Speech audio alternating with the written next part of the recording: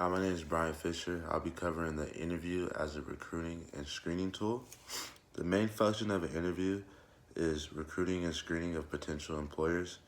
By the time they get to this interview process, the employer has already went through resumes and applications and cut down the number of candidates. In an interview, the organizational representative is responsible for making assessments in very little time about the factors that are not obvious on paper. So they're just trying to figure out how you could apply yourself to their job that is not seen through just paperwork of filling out an application. They're trying to get a feel for your personality, the way you answer questions, and how you would deal with different situations.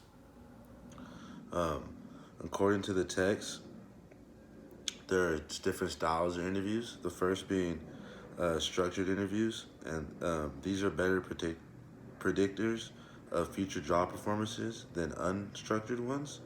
For example, situational interviews, there's behavior description interviews, and stress interviews. The second type of interviews are directed and leaded questions. These are meant for applicants. Um, these questions are meant for applicants to make appropriate responses.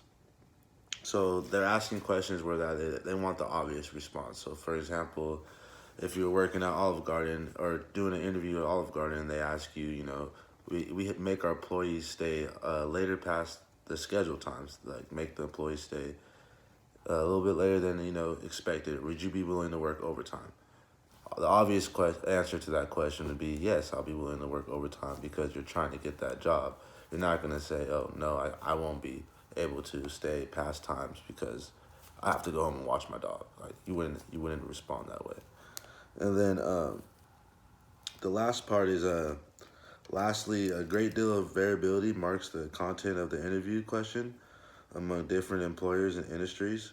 One interviewer might focus on your college courses or like your hobbies, or another interview might take like an abstract approach and ask you a question that's not even related to work.